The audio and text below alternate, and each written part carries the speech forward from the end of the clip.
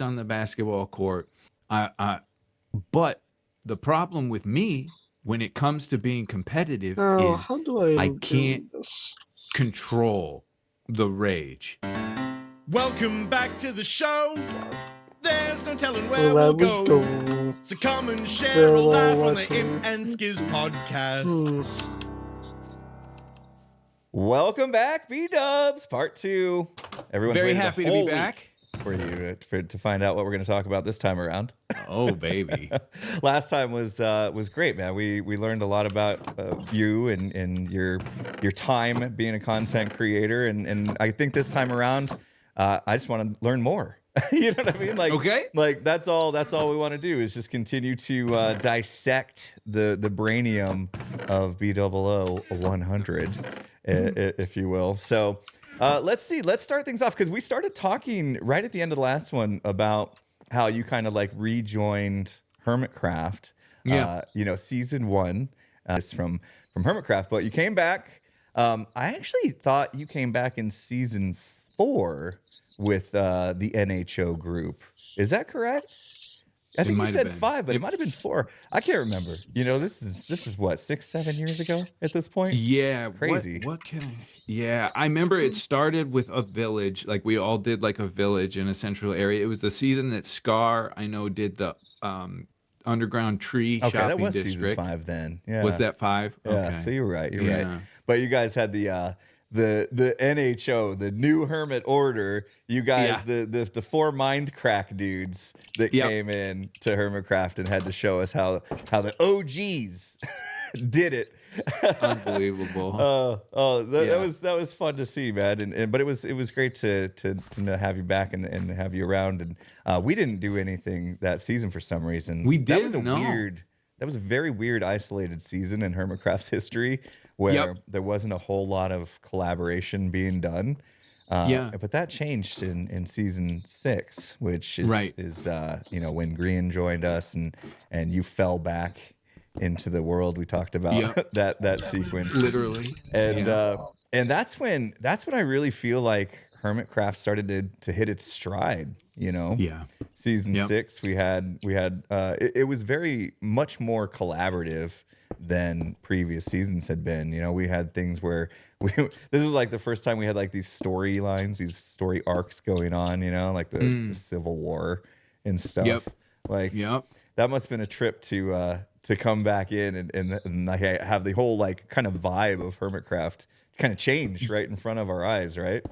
Yes. Yeah. It was actually it was pretty nerve-wracking, to be honest. Like I remember when I joined back in, it was just a new YouTube was different, it was a different world, and the way you grow and how you find success and kind of the audience shift all kind of happened. Like I'm doing Minecraft stuff and like kind of felt like our audience back then was maybe like 20s to 30s, and then coming back into Hermitcraft in season 6, I felt like the audience had gotten a lot younger, which is a great thing. When the target audience expands, you're going to be able to reach more people, which was a great thing. But I was scared to death to say anything because I was like, I was from, I used to say swear words on YouTube. Potty mouth this one. Yeah. And so I not only just for the swearing, but just for like, I knew there were stories present. And when there is kind of a story, like we had talked about earlier, opposite of improv, one misstep can destroy the whole thing.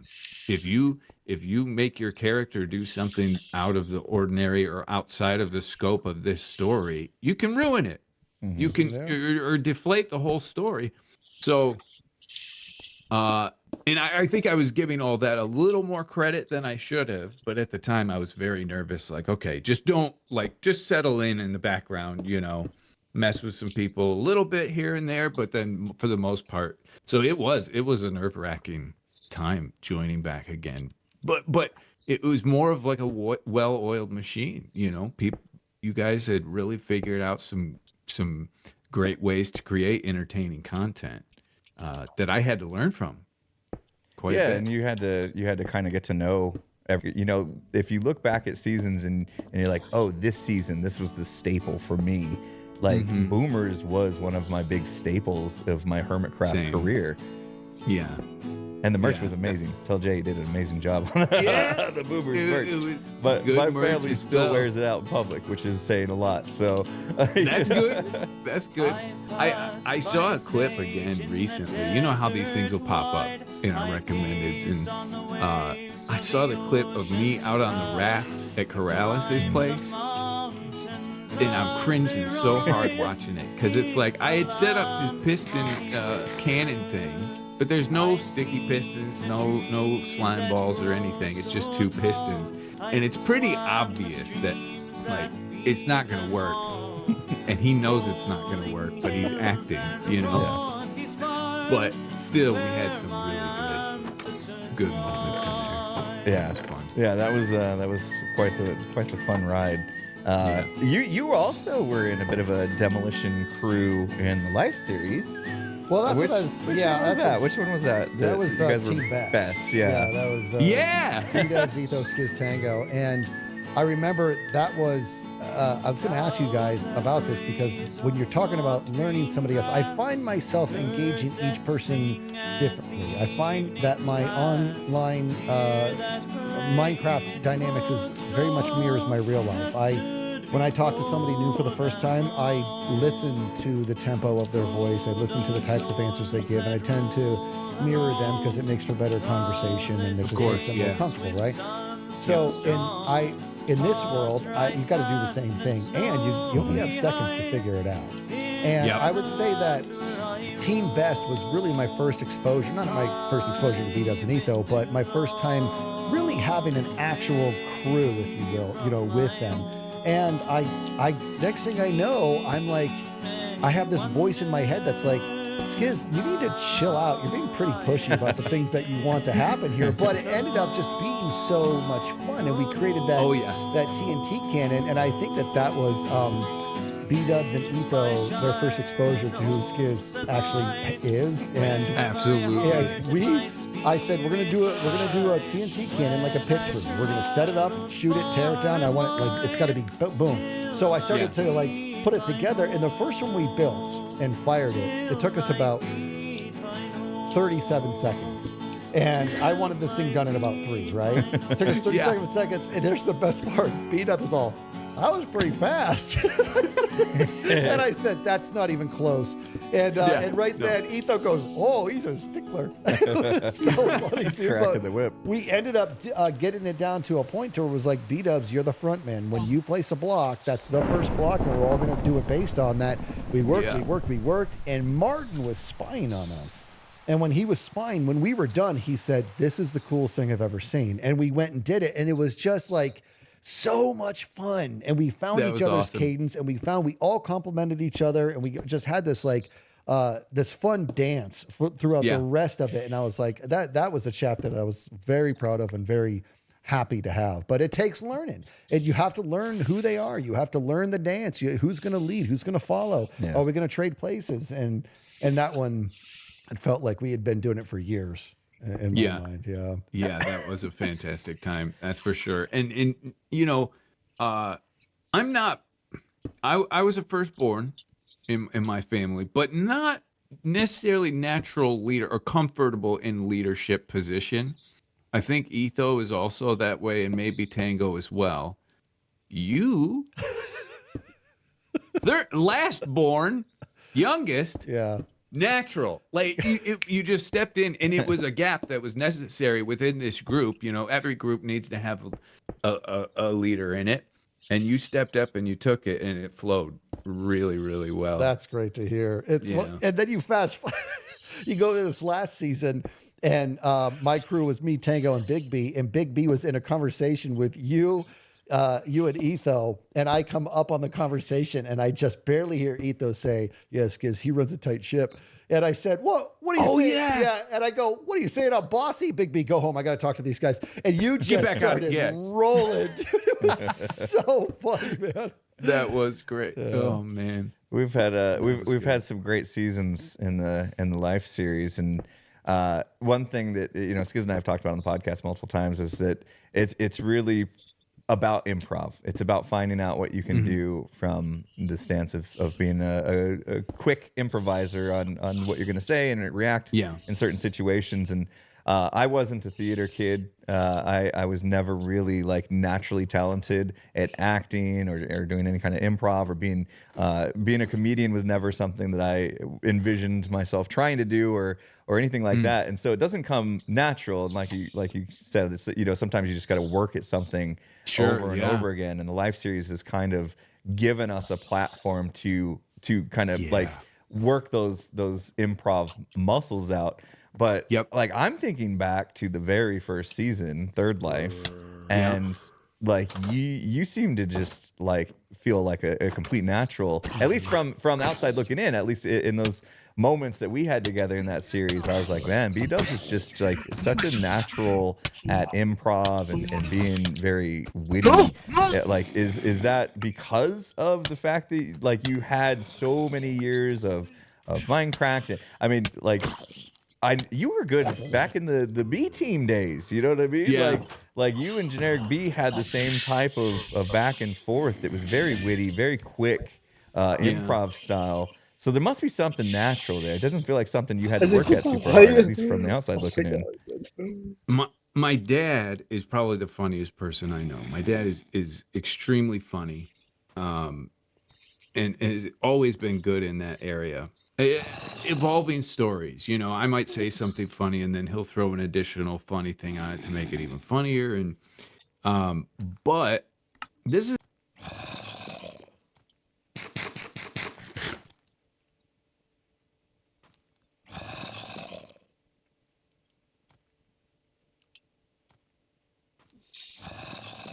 is actually kind of connected to something Scar told me. It is a big thing, and I think in a lot of aspects of life.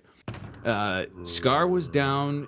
It was season 5. Scar was working on the tree shopping district, and he was not swearing but cursing the world because it was such a difficult project. But we started talking, and he brought up the value of a visual library when it comes to art and building and stuff like that.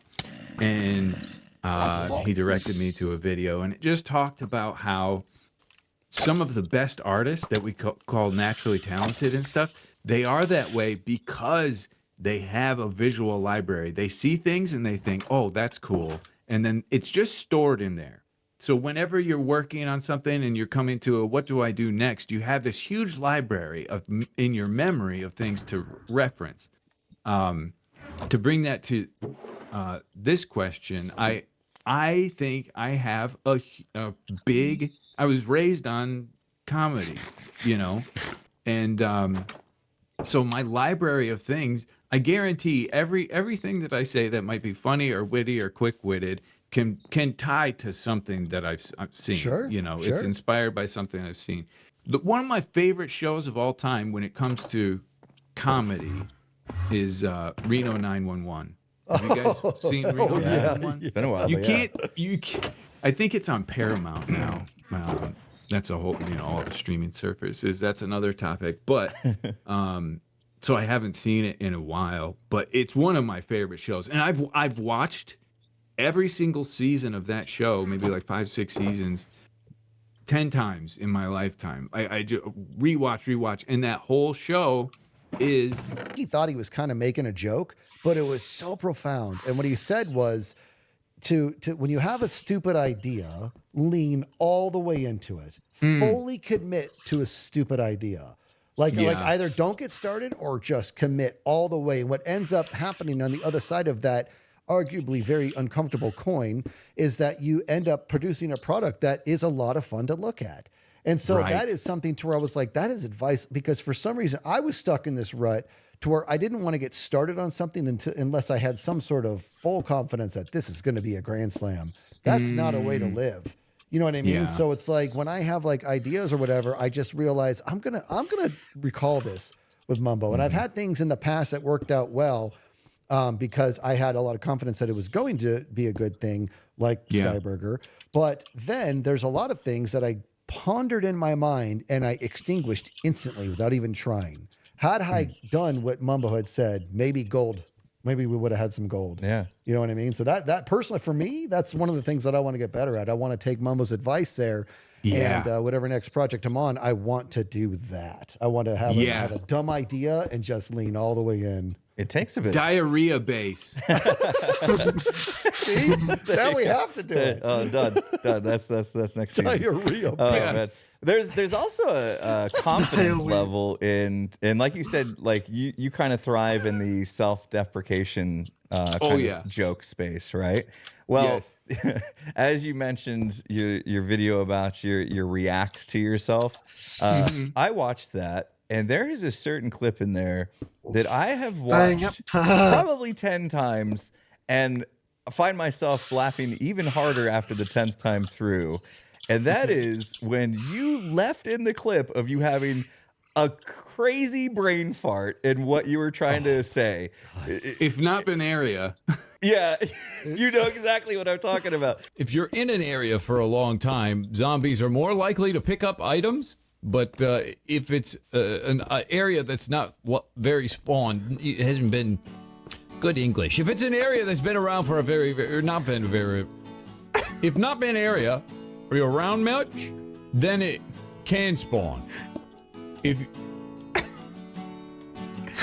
So I think we'll just leave the zombie collection for another day, or maybe a live stream, because I do those. Yeah. So you left in this clip where you were trying to say something and you just couldn't get it out, and it de-evolved into a space where you weren't even speaking real words. No. And you just went with it. Now, that is where I feel like there's a quiet confidence in what you're putting on film that because for me, I'm too much of a hide my mistakes type of guy. You know what I mean? Like I don't want the world to see me in this light where I'm not perfect. You know what I mean? And for you, you're like, no. I totally had a brain fart, and it was just it's comedy gold. Like, have you seen this clip? I have. You sent I it to sent me. I sent it to everybody. I sent it to my mom. Dude, I was dying. Like I've watched a lot of your content over the years, and I don't think I've ever been like crying laughing as much as I was in watching that clip. So like for me, and that's when my mind's like, you see, that's where he's got it. That's where he understands comedy, because he knew, it was a non-perfect moment, and some people would be like, oh, I flubbed that up, I cut that out, I redo that scene, and you're like, no, I want everybody to see this, and I just want to say thank you, because I've gotten so many laughs from that clip, and it was absolutely amazing, man. That was just like, I was in awe of that, and I learned something from it. Like you were saying, like you watch Low Res Bones and kind of see something that, like, oh, somebody's doing this thing, and I that's where I want to grow in that space, and so now you can kind of like study that person and try to learn from them. Like that's kind of what I got out of that moment, was like hey, here's a quick reminder. Sometimes imperfection is perfection. You know? I get that for sure. I think especially nowadays, the way people consume content. Sorry if my mic's not. I had it in the wrong place. The way people consume content, if people want to learn, like in that scenario, I was trying to, here I go. I'm going to try to explain it. I was trying to explain that mobs, if you're in an area for a long time, mobs are more likely to pick up items. For some reason, then I was trying to explain the counter to that, which is totally unnecessary. But the realization that it doesn't matter. Like, people are not clicking on my video because they want me to teach them something. If they want to learn something, they want a video that's going to say, you want to know how to make a T flip-flop? Bing, bing, bing, bing, bing. Done. They're watching this whole thing because they just want to be entertained. Yes. And the fact that I was failing to teach something, in editing, I saw it and I was like, well, this is let's just leave it. Like, they're not going to learn from this. You can't learn from me saying whatever I was saying. But yeah, so I just thought, well, let's just leave it in. Let's leave it in. Yeah. And Yeah. And I think in your reacts video, like you had kind of said, like this wasn't that wasn't something that like people had pointed out to you as a clip that's like necessarily stuck with them, but Right. you knew that it was a clip that should stick with them. You know what I mean? And that's why you included it in your reacts. Yeah, it was also one of those things to where sometimes I think we all question ourselves and think, you know, is my humor different than everybody else? Like, am I not in touch with everybody because we find something funny when nobody else does? And I felt like maybe that could be one of those moments where it's like, I found it funny, but you know, maybe I watched too many Pink Panther videos back in the day, and I'm the only one that gets this reference, you know. Mm-hmm. But there's something different. There's esoteric humor where it's lost on many people because it is referencing something that that has little exposure. And then there's just a type of humor, right? So in the last podcast, you mentioned Jerry Lewis, right? And for anybody who actually doesn't recognize that name, think Jim Carrey. Right. So Jim Carrey, it was very obvious that one of Jim Carrey's biggest influences was Jerry Lewis. They had they were just their physical nature, and they're exacerbated and they over the top, and that's what that was. Jim Carrey, in my opinion, when I was getting, and Impulse knows this about me, like he was my number one. Like I just thought he was the funniest dude in the world, everything he did. But there is a great many people who think that he is the furthest thing from funny. True. So we find ourselves in this space to where it's like, how can something come off to me as such an absolute good, but for some people it's the exact opposite. And you know, in hindsight, I've had plenty of things exposed to me that people find just to be hilarious, and I'm just like, what? Yep. Yeah. I just thought, but it's weird because I'm like, I say things and I'm razzing them because it's typically like my friends or my wife. I'm like, that's objectively not funny. You know what I mean? Right. I'm the authority in funny, and that's not funny, and that's not I'm obviously making a joke, but I don't get it. But so you just have to be at peace with the fact that if you find it funny, that's indicative that somebody else also does. And you just gotta just be at peace with it and move forward. Yeah. At least one For person. sure. And, you know, it may be just yourself, but it's not true. No, but you do. I mean, when you go for it, like when you do things and you put yourself out there and you go for it, right? Yeah. Like there is a good chance that you're gonna strike out, you're gonna swing and you're gonna miss. And it's better, I would say, to try to swing for the fences, if we want to stick with the analogy of baseball, to try to swing for the fences and strike out than to just watch the strike go by. You know what I mean? And so that's kind of that's how I feel like it is with you and Skiz, and the way that you present some of the comedic situations that you present is it may not be for everyone, but at least you're trying, and you might connect. You might hit a home run. Yeah, you know what I mean. And with at least some of the population, you're going to, like, every time. You know, people will find it funny, and then people also will find it too much or whatever, right? Like everyone has their own styles. It's one of those things too it's very easy to say, and you know it's right, but to do it, I think we all know that's way more difficult. Like, if you're going to hit record and there's a chance that it's going to be cringe, it's tough. It's really tough to convince yourself to jump off that ledge and do it. Yeah. But you're right. You gotta just keep swinging, and sometimes you hit home runs. Yeah, for sure. And sometimes there's crickets, and you just hope everybody cuts it out of the recording. You know, that's exactly right. Yeah. We've all had that moment. You know what I mean? I've said things where it was crickets, and in that moment, you know what I do is I end up telling myself, well, Skiz, if you want to call yourself a professional, you got to be at peace with this. You know, and Jim Carrey, when he first started doing stand-up, I read this, I don't know how accurate it is.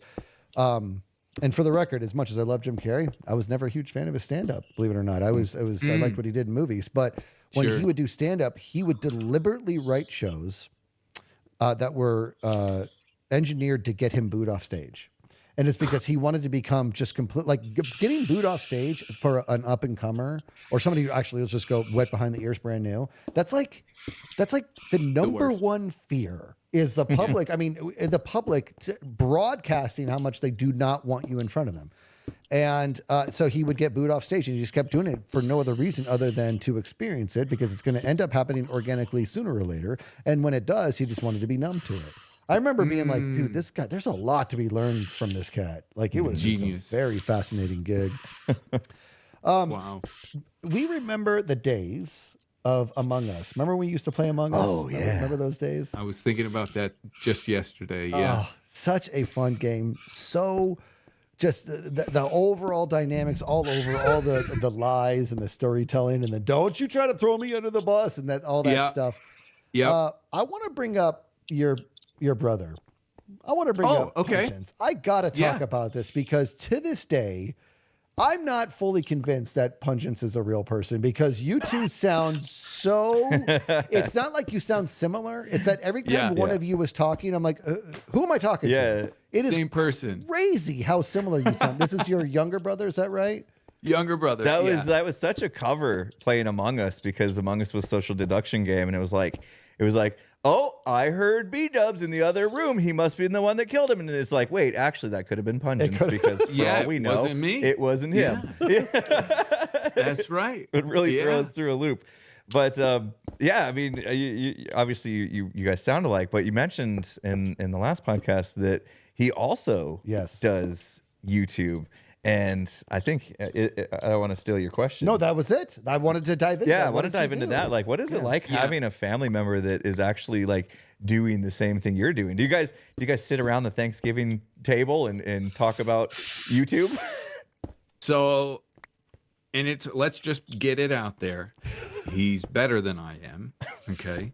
2-point-something million subscribers. And we all know it's all measured by subs. No. Yeah. Okay.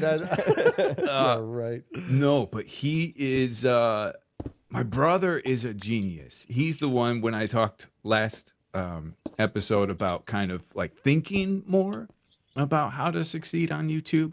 That's what he does best. You know, I'm gonna come in. I'm gonna hope that my humor, or my skills at whatever I'm doing are gonna carry me.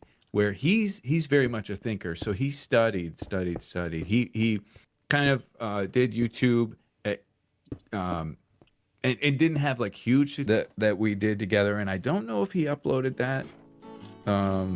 We played some other random games every once in a while. Clone Drone in the Danger Zone. You've probably never heard of that one either. How are people watching these things if nobody's ever heard of them? They're finding them. They're finding them like crazy. So yeah, we have done some stuff together in the past. And way in the past, we used to play Minecraft together. Any server, he was on Attack of the B-Team server with me and stuff. So so we have done quite a bit together. Very good. So let me ask you this. You are doing great.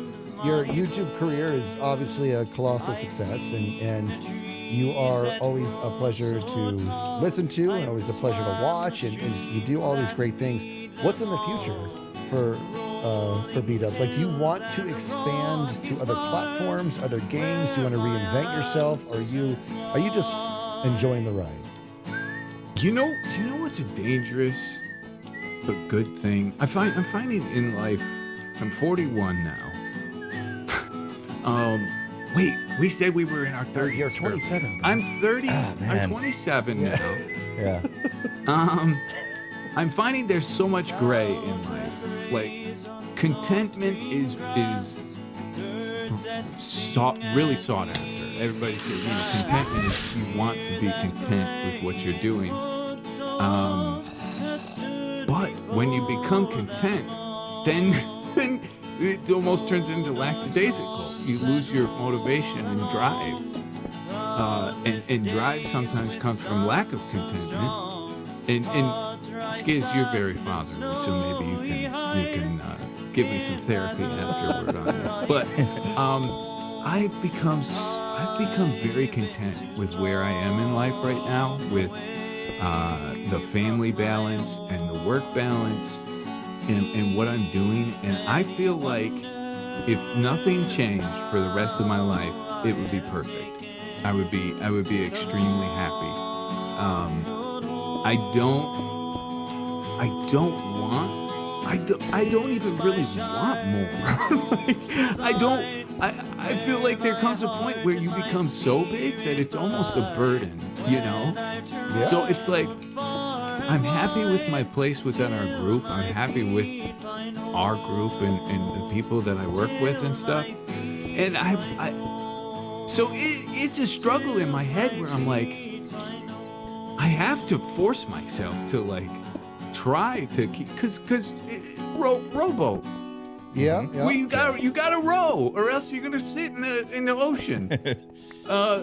So, you know, what do I want in the future? I want just the same. I want more of the same. I'm yeah. B-Dubs, I'm gonna tell you right now, I think that is absolutely on point with health. I think that you are nailing it in regards to what it is to have a happy, healthy life. In fact, I was talking to my wife about you a couple weeks ago, and I said something about this B-Dubs cat. He's got it figured out. Like his balance is something that I'm aspiring to chase Mm. because we have to like. There's no bigger threat to progress than comfort, right? Comfort is the biggest threat to progress. However, progress is not an absolute good. Progress can also become an addiction.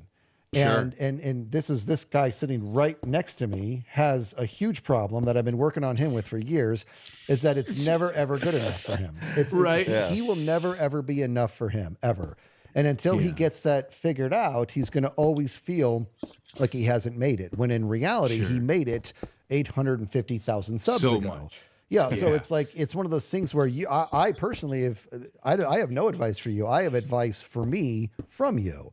Is I'm looking, and let's you have a very healthy outlook. You're very very balanced, and this is something to where I aspire to be like that. I'm like, yes, Mm.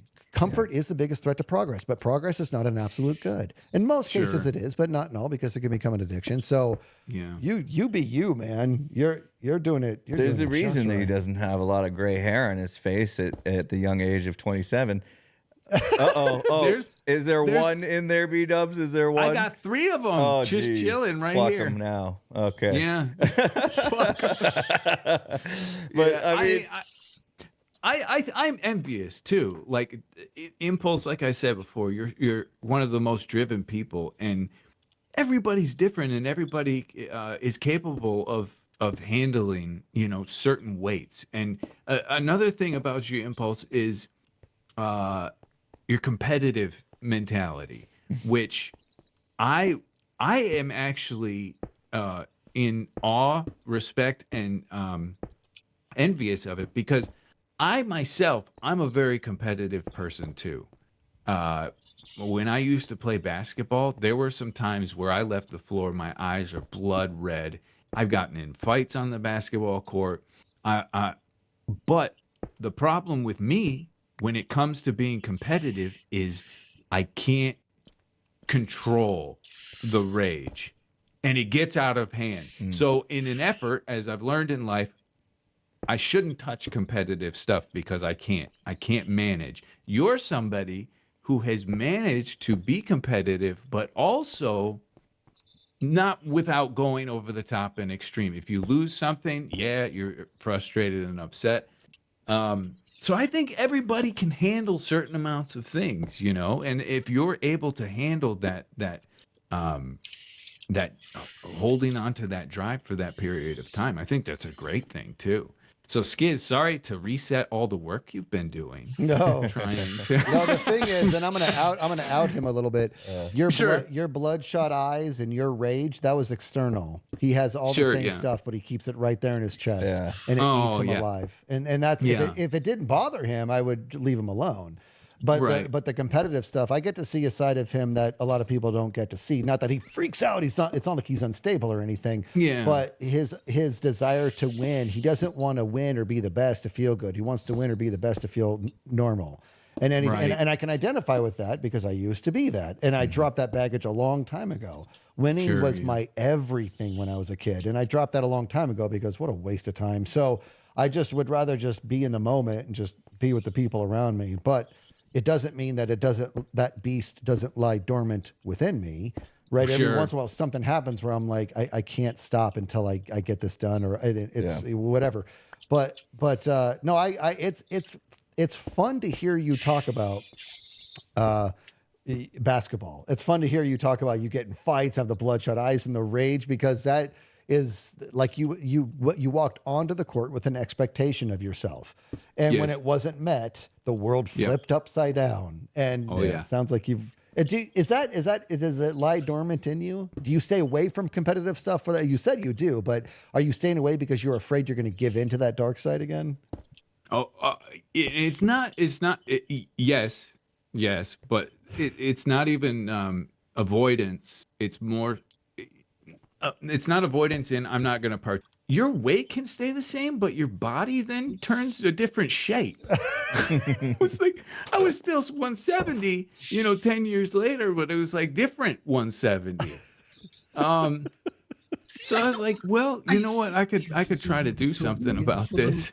And so yeah, I through the years, I'm never like religiously consistent, but just through the years I'll have spurts of like a couple months of like really working out, just like your standard what do they call it? Weight, not focusing on reps, but more just weights, 12 reps of whatever weight. Resistance training stuff. Yeah. Yeah, that's it. But now 10 years later after that, I realized the most important thing is diet. So I figured out for my lifestyle, my lethargic sit at the chair lifestyle, I really need like 15 to 1700 calories a day. And beyond that, it's not, it's just excess, So I got in and I tracked all my food for a while, a couple months, see, okay, get some macros right where it's a little more protein than fat and whatnot. And I figured out a diet that I liked, and I've eaten that nonstop for like 3 years. The exact same thing every day. Little mix, order food or whatever, I'll eat that. But like my food, I make it. I know exactly the calories that are in it, and I eat the exact same thing every day. It's probably so boring to hear that. Well, but it's an easy way for me. I know myself, and I know that what I do has to be super easy. It has to be easier than me driving to Taco Bell. Yeah. Otherwise, I'll go. And it has to at least taste decent, So I've just got my stuff figured out for that, and I think that's kind of helped me even more than working out. Although I'm finding as I'm getting older, the working out is also necessary for your joints and stuff. Yeah, that's what's interesting. Like a lot of, because I used to be a trainer, like I used to be a CrossFit trainer back in the day, and I used to be a gymnast when I was younger, and so I know what it is to feel healthy, what it is to look healthy. I think I know what it is to get healthy.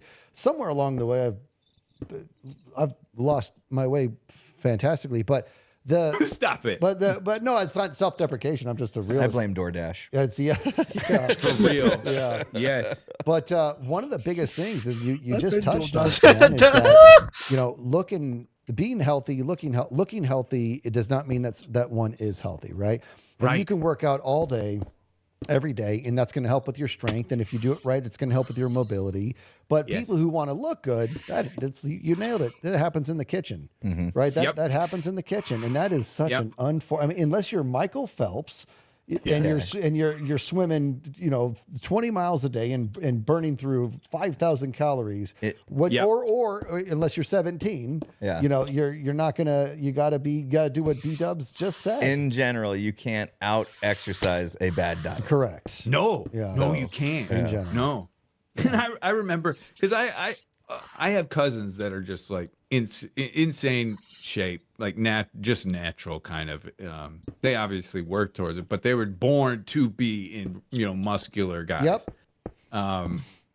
We know those sorts of people. So I always growing up, I was like, I want to be like, I want that 6-pack that they got. So I was always working out my abs, thinking I'd get a 6-pack, but abs don't come from exercise. Nope. They come from how you eat. 100%. Comes from the kitchen. Or be 17. Like you got to pick one of them. Or be 17 years old. Yeah, fix your diet or be 17. I'm married to somebody she is like her family. She's Hawaiian, and they just muscle. Her brother, my brother-in-law, came out of the womb with a six pack. Like he's just been in shape. This guy is one of those guys to where when he looks his worst, he still looks better than most, and it's just it's so frustrating. But it's good for you, good job, buddy. But Good job. that doesn't happen. And you know my wife. I mean, when she like works out, like things are looking great. When she's not, things are looking good. Like it's like what's happening here. So I'm with you, man. Okay, I'm not having another fitness discussion. I'm not doing it. It's gonna.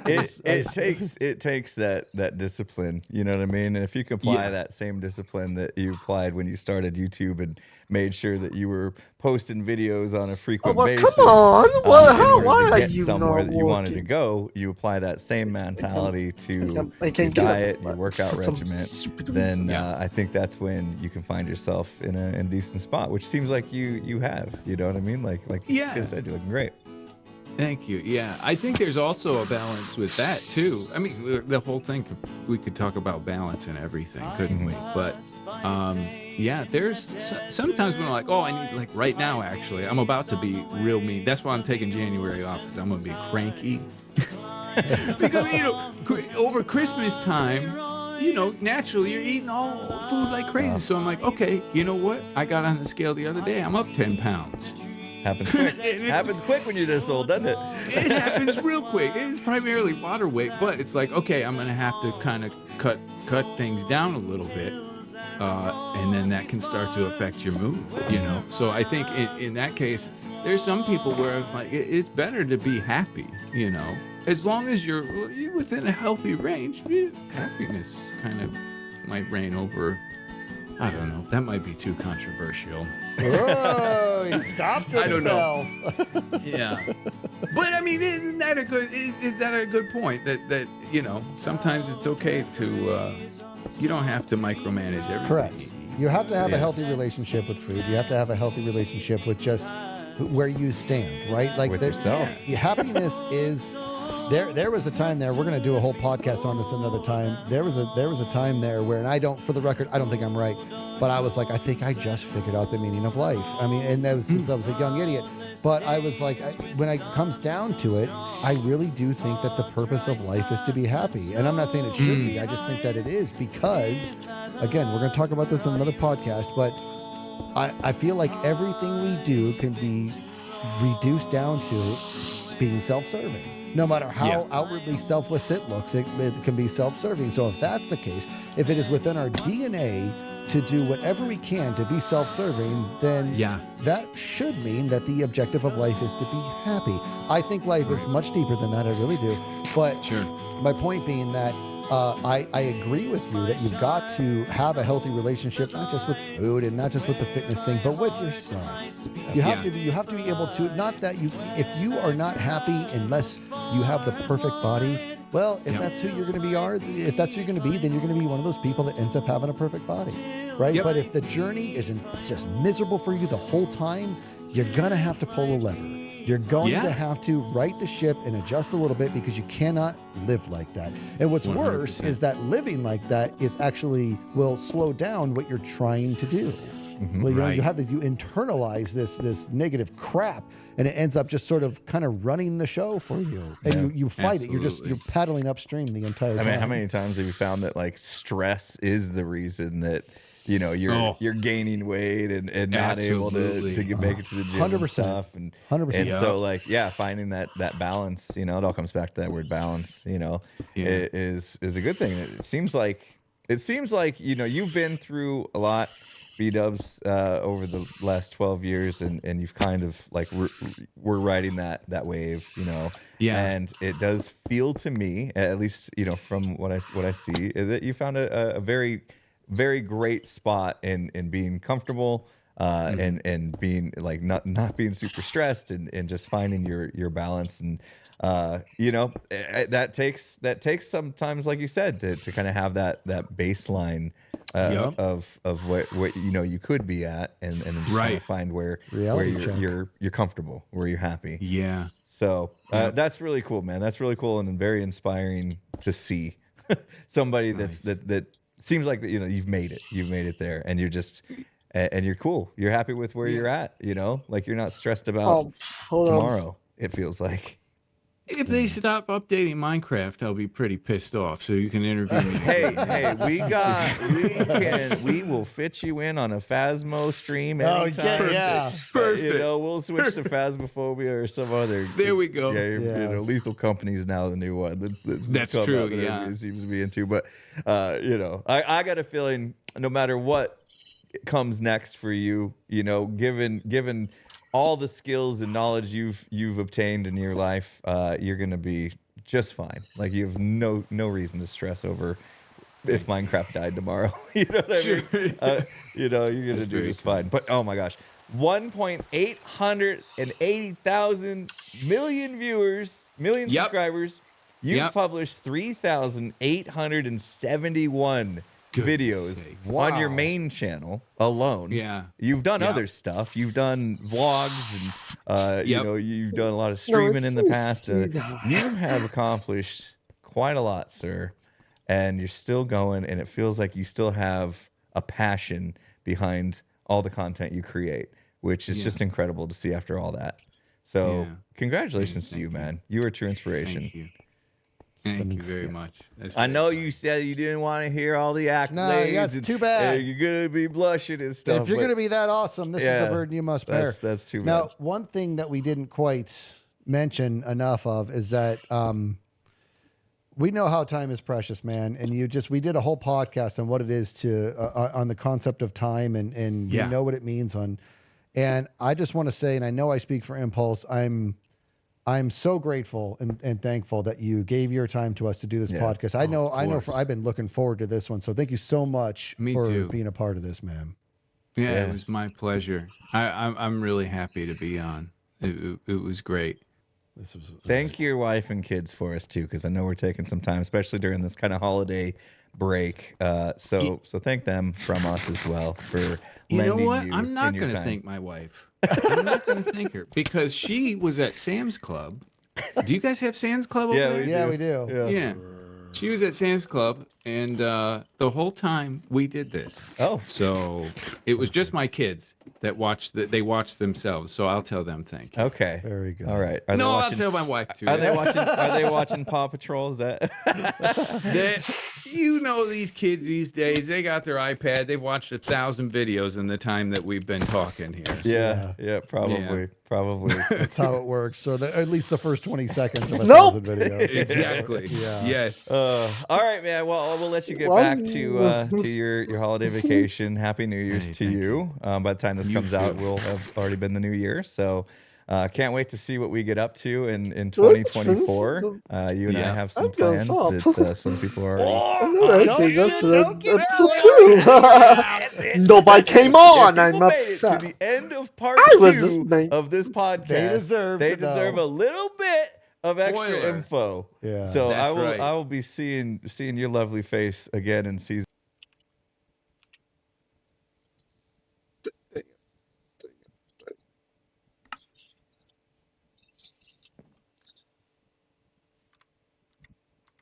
And then that ends episode 2 of Lifecraft. 5 for more episodes and more stuff from my YouTube channel.